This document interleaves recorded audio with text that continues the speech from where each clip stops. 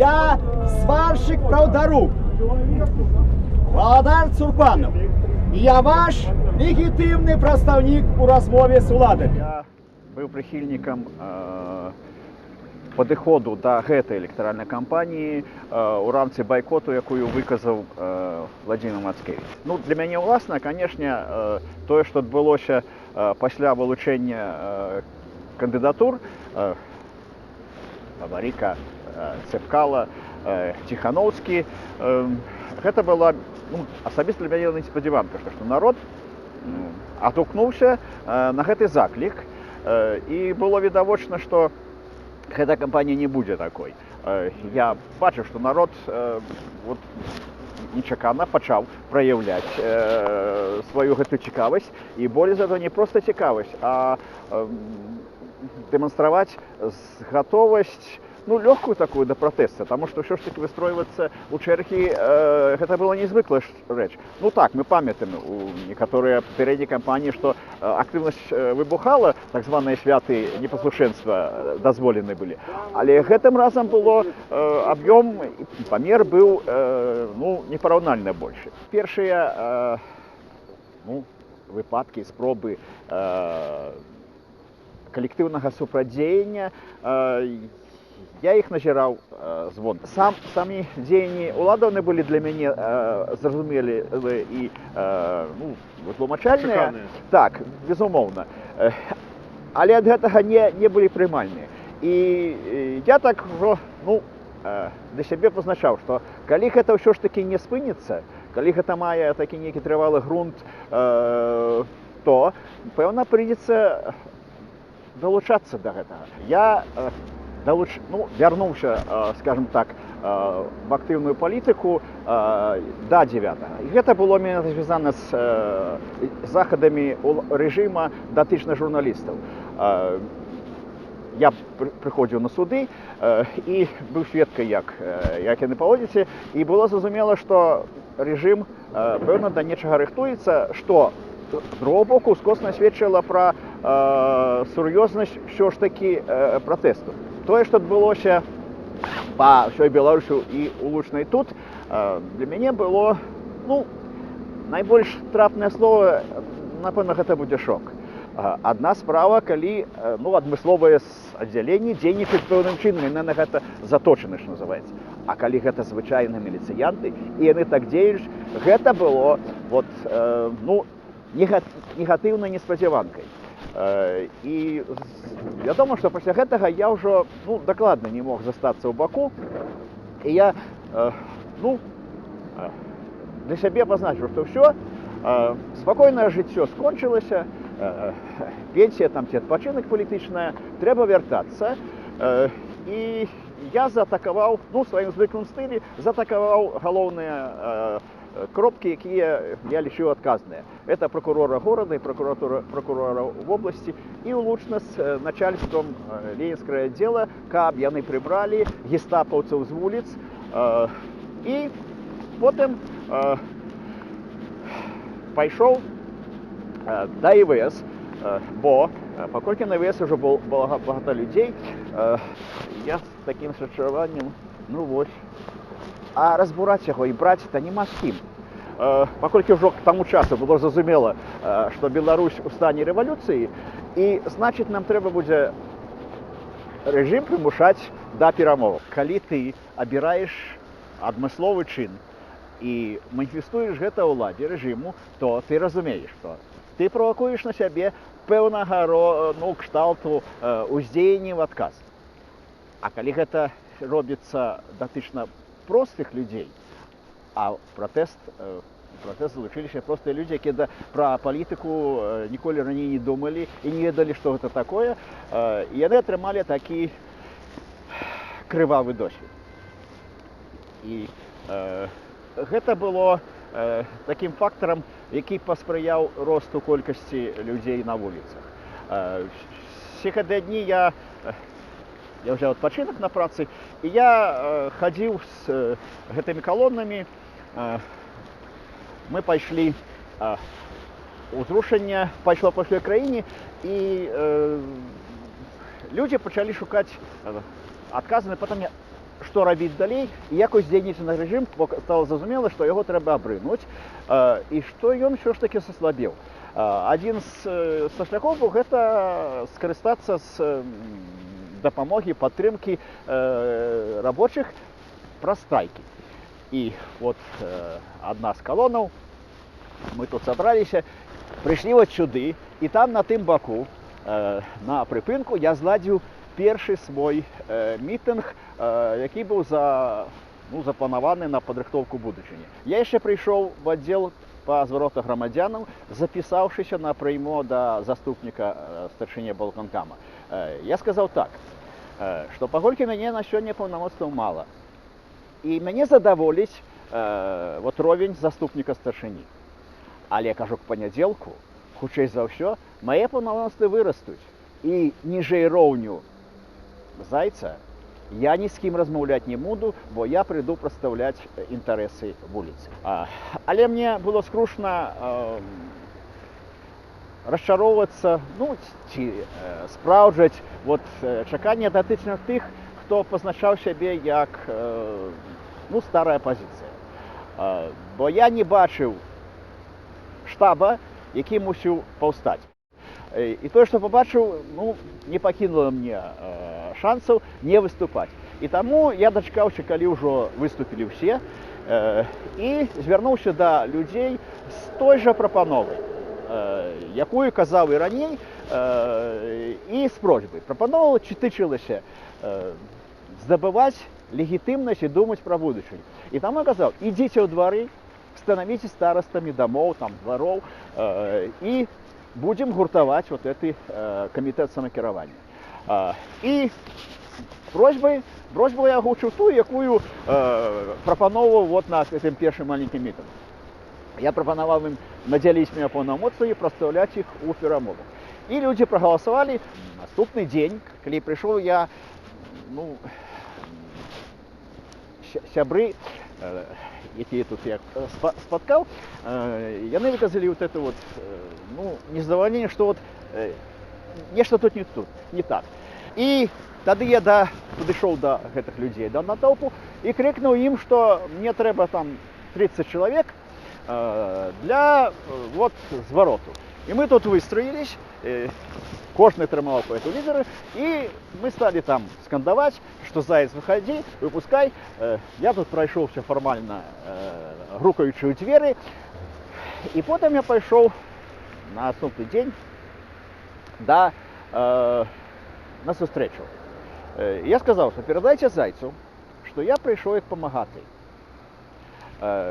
І сустрэча мусіць адмыцца як мага хутчэй, таму што, магчыма, там о 12-й, можа раней, можа пазней, але сюды прыйдуць людзі, і яны будуць чакаць адказаў. Я маю перадаць яму магчымы спіс, які спрабаваў я цягам гэтых дзён, што людзей турбуе, каб ён быў гатовы на нейкі адказаць, бо частка з іх тычыцца менавіта Магілёва. Я сказаў так, я не буду чакаць, вы патэлефануйце, калі, пра вынік, ці са мной сустрэнецца, ці не. Я пайшоў, я дайшоў толькі да універмага, і мне паведамілі, што ўсё, мяне ўжо чакаюць. І, я быў прыемна здзіўлены той колькасцю чыноўнікаў, якія мяне чакалі. За сталом сядзеў Заяц, там это літарай Т, за гэтым бакавым сядзелі яшчэ 5 чалавек, і стаяў стул са спінкай для мяне. Я прайшоў, Заяц зрабіў правільную рэч, статусную, ён мусіў высветліць мае паўнамоцтвы. А вы хто? Я вам паклаў спіс. Я прадстаўнік пратэста. Вот мае паўнамоцтвы, дастаныя пра Фейсбук. Так это ж только фаміліі. Кажу, вы можете открыть мою сторонку и поглядеть эту форму. Я не стал казаць нам про электронные подписы и сучасныя технологии. Кажу, потым я мяркую, вам показали відео тых мітынгаў, якія адбыліся тут под вашими вокнамі. І назваў даты, дзе людзі дэлегавалі мне паўнамоцтвы прадстаўляць іх інтарэсы. Я сказаў, што я ведаю, што ў горадзе існуе штаб. Я мета прыйшоў да кіраўніка штаба, бо ўважаю, што вы яго ачольваеце. Бо кажу, Цумарев тут не пры дзелах. Са мной пачаў спрэчку Мулашка, я сказал, вот, мяне, як і ўсіх людзей, абурае тое, што адбылося на вуліцах нашага горада. Вот кажу, гэта самая страшная рэч для мяне. Вось, і, ну, я про гэта казаў эмацыйна. Малашка сказаў, што давайте, ну, маўляў, спакайней, вы чакайце, людзей забіваюць на вуліцах, а вы пра гэта можете казаць спакойна. І яны за гэта ўчапіліся і вырашылі закончыць сустрэчу, што мы таких вот такой тональнасці размаўляць не будзем. Была асабістая крыўда старшыню аблвыканкама, што, я думаю, паўплывала потым на маю будучыню сваімі наступствамі. Першы раз у мінулым годзе вы сюды патрапілі пасля таго, што адбылося каля 43-й школы, дзе вы заклікалі настаўнікаў пакаяцца за фальсіфікацыі на выбарах. У школу я прыйшоў з намерам сапраўды заклікаць да адказнасці пакаяння, разумеючы, што такія прапановы, звароты я назіраў па ўсім краі, што давайте вот мы, як бацькі, прыйдзем і выкажам сваё стаўленне да настаўнікаў, якія сталіся саўдзельнікамі фальсіфікацыі. Я разумею, што ў Магілёве, напэўна, ну, в 43-й школе ніхто гэта не зробіць. В 43-й школе было 3 участкі. Таму там было 45 прозвішчаў у гэтых спісах, бо некаторыя проста задавались пытанне, чаму 45. Я ведаў, што не ўсе там настаўнікі, але ж асноўная маса. І паколькі гэтая школа, у якой навучалася моя малодшая дачка, вось я там пэўны час быў у бацькоўскім камітэце, калі навучылася. Для мяне было гэта натуральна, і закончилось гэта, ну, казальна і чакана. Я разумеў, што садтуль я не вярнусь да хаты гэтак жа, як прыйшоў.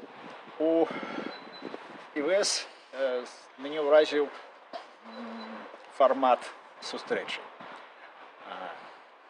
Менавіта гэты так званы поўны агляд. Яны прамацвалі кожны шоўчык, так, нібыта я тут, ну, тэрарыст. 9-го адбыўся, ну, я павінен сказаць, што праз дзень адбыўся суд, так званы, як яны называюць, па скайпу, дзе мне прысудзілі гэтых 20 сутак, склаўшы 15 і 10. А 9-го адбыўся суд, дзе суддзёй была Палякова. Трэба адзначыць, што на ўсе суды, акрамя апошняга, мяне вялі вот паводле неспадзяванкі. Ні разу не казалі, куды вядуць. Пакуль я не абурыўся, сказаў, што я нікуды хадзіць не буду. Нікуды абсалютна, пакуль не будзеце тлумачыць нагоду. Вот. І на апошні суд яны патлумачылі, болей за тое, тады яны выканалі і працэдуру яшчэ і перадачы мяне райаддзела. Ну і там абураны вот этим цинизмом, брутальнасці самой сітуацыі. Бо гэта блізка нічога не было агульнага з судом. Я ўжыў форму абароны, я так калі называў Палякову хунтаўскай падстілкай, запатрабаваў, каб яна зваліла.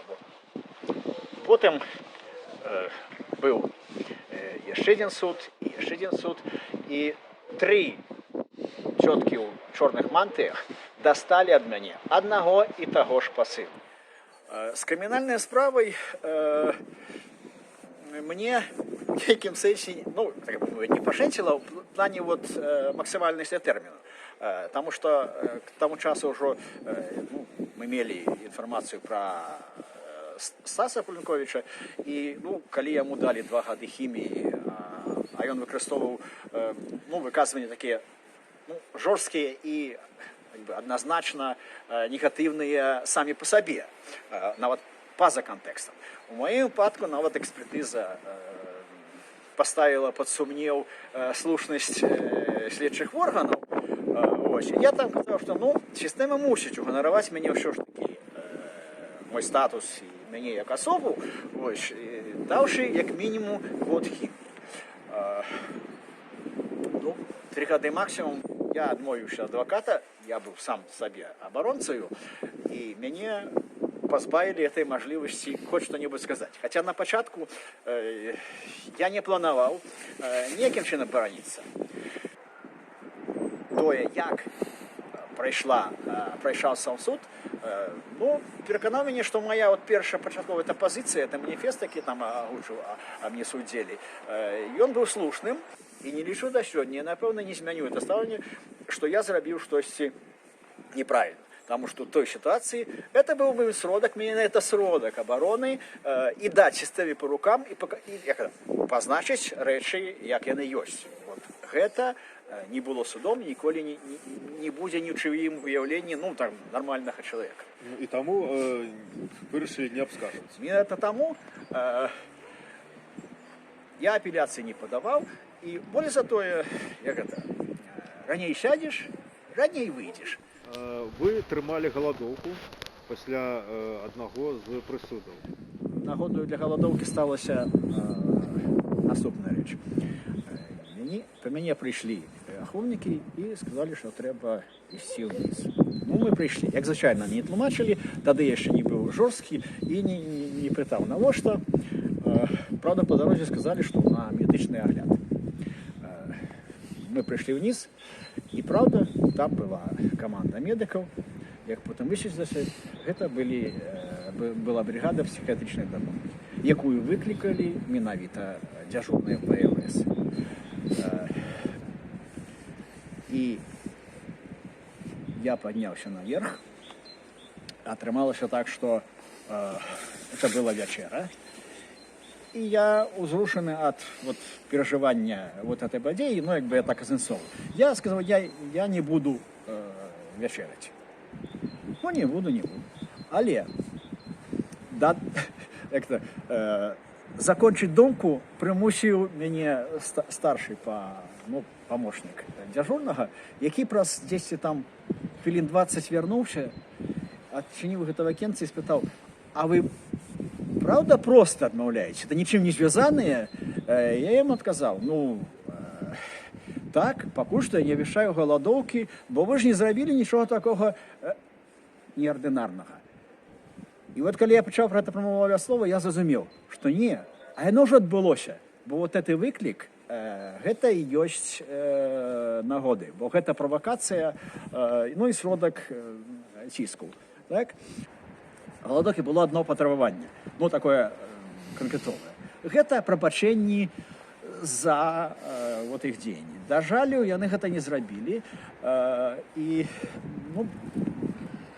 Дзеянні менавіта выкліку гэтай псіхіятрычнай каманды. Так, і я на кожным гэтым ранішнім аглядзе, я ўвесь час ім казаў гэтым дзяжурнаму і ягоным падначаленым, што вы зараз саўдзельнікі майго забойства. Супрацоўнікі медычнай службы, якія тут працуюць, як гаспадар, яны аказаліся такімі, ну, ключавымі, на ключавых ролях у завяршэнні маёй галадоўкі. Яны былі самымі актыўнымі барабітамі са мной. Яны старались кожнага разу пераконаць мяне, што не трэба. Я ім тлумачыў, што адна з задачаў галадоўкі гэта скалыхнуць горад. Я кажу, ну, горад спіць. Пакуль яшчэ спіць. Дык, можа быць, моя ахвяра дазволіць яго абудзіць. Вось, раз смерці ў сталіцы не ўзрушуюць, так можа бліжэйшае дапаможа.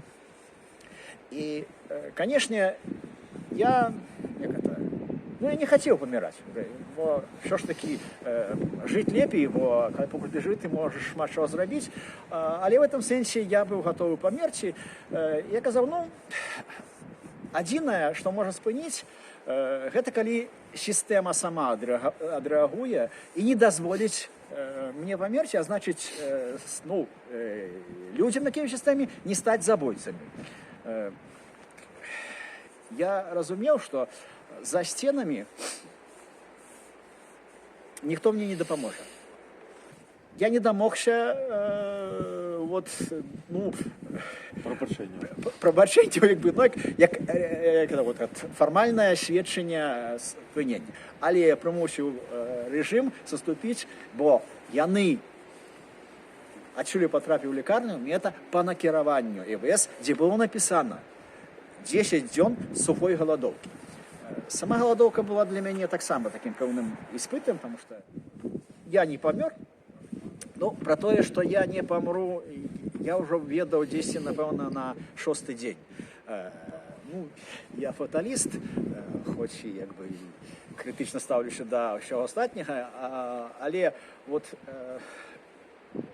адзін з лістоў, які патрапіў у камеру, ён быў, дарэчы, бо я пачаў, рыхтуючыся памерці, я, натуральна, мусіў падумаць пра будучыню, я мусіў пакінуць нейкую спадчыну. І тады я завяршыў свой праект стратэгіі выбудовы мясцовага тут камітэта самакіравання, на чым ён мусіць быць. І ён выліўся потым такі праект партыі новага тыпу, які базаваўся на выключна старастах старшых дамоў, пад'ездаў. Болей за тое, я яго разіў так у сваіх развазах, што гэта ж увогуле выглядае, што мусім мяняць всю парадыгму палітычную. Бздуру всеагульнае выбарчае права трэба пахаваць.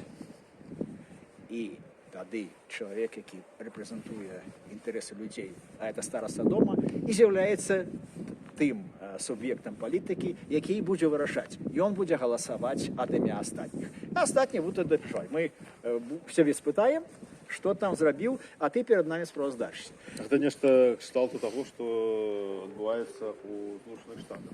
Так, я разумеў, што я не вынайшаў ровар. І прыйшоў ліст маёй вучаніцы былой. Ён быў вельмі такі, ён увогуле узорны, я б сказаў так, для лістоў у такія месцы. Але там быў малюнак.